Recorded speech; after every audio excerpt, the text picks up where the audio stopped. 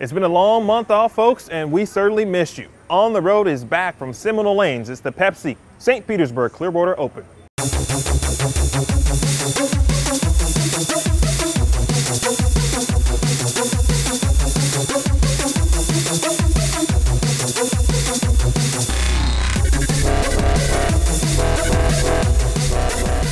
Seminole Lanes is the host for the 2018 Pepsi PWBA St. Petersburg-Clearwater Open. We are on the road, and it's good to be back with you.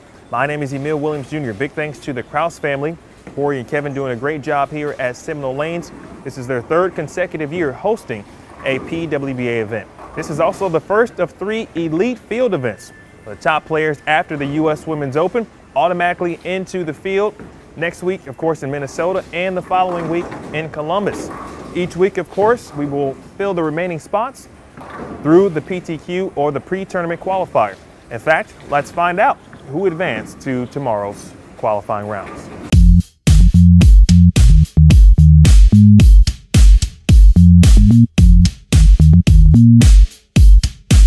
I don't take anything for granted. I knew I would have to throw very good shots, and I have a belief that I can do whatever I set my mind to do. And with that belief, I came to play today, and I'm like, I'm just going to be fully relaxed. If I don't make a spare, if I split, it doesn't matter. I just want to feel comfortable bowling, and I think that was the right approach for today.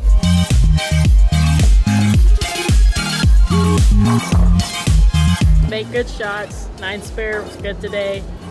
Luckily, I caught a couple breaks and made a couple splits, got a couple strikes, and tried to stay ahead of all the moves and stay left of everyone.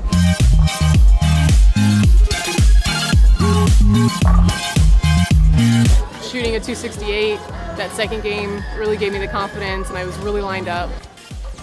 I am super pumped. The adrenaline rush right now is like inexplicable.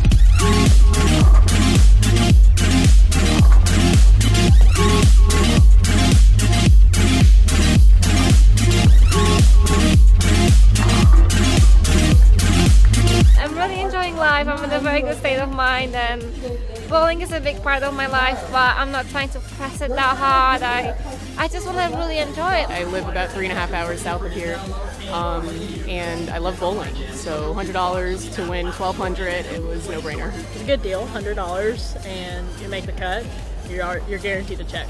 I said to myself, I'm going to do it no matter what happens. If I made the elite field for sure, and I'm here, so it was a good choice to come, and I'm going to plan on bowling the rest of the season.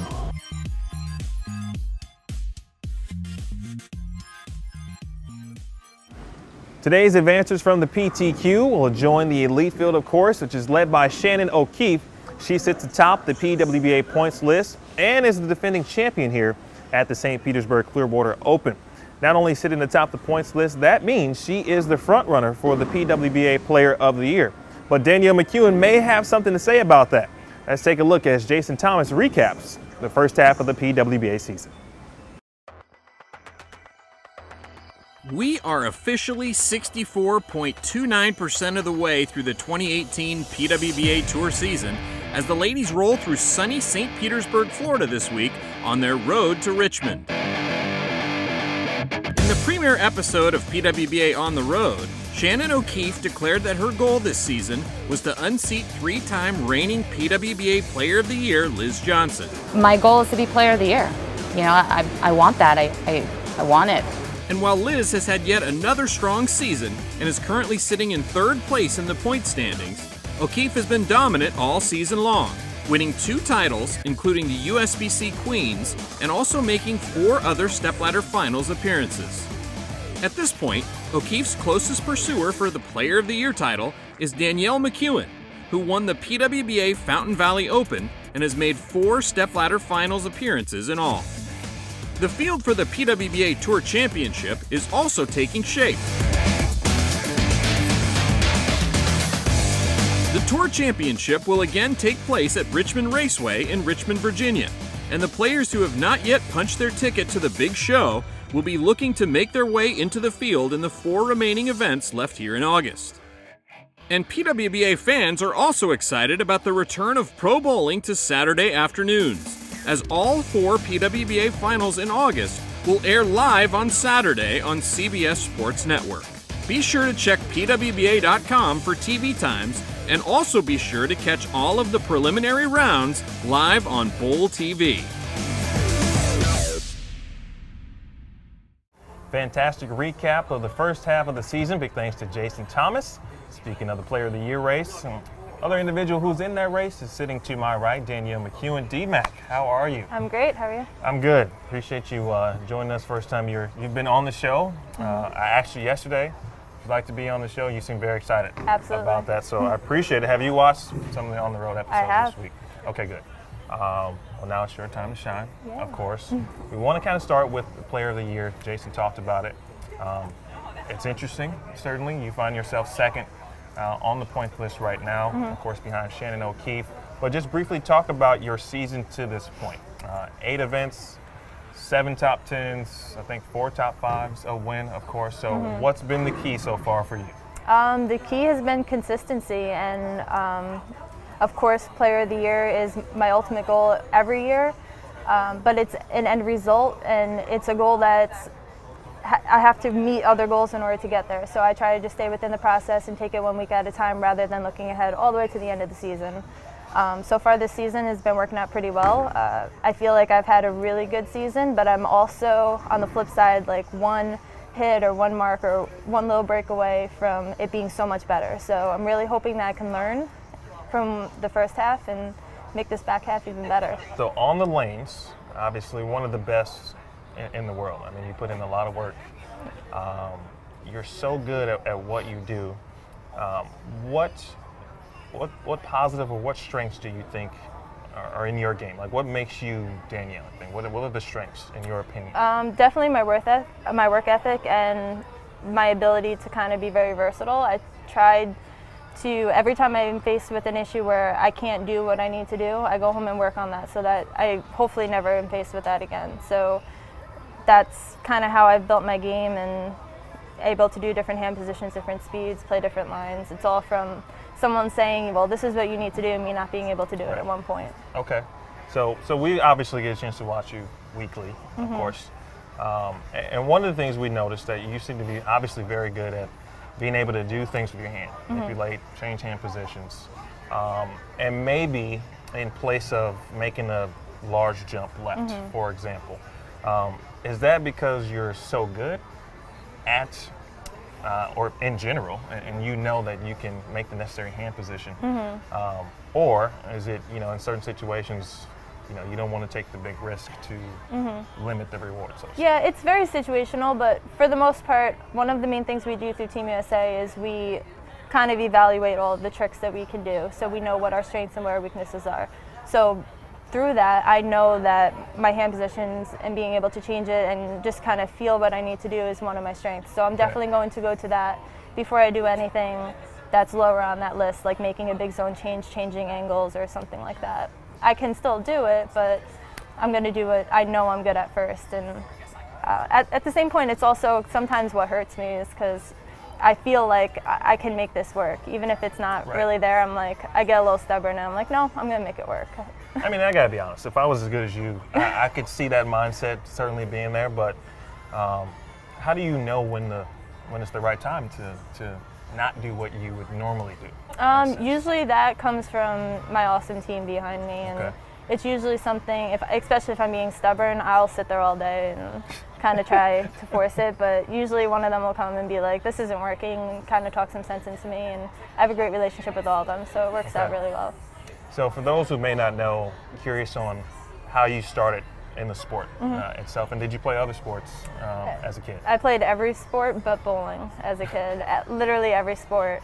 I was playing tennis in high school. I was planning on going to play tennis in college.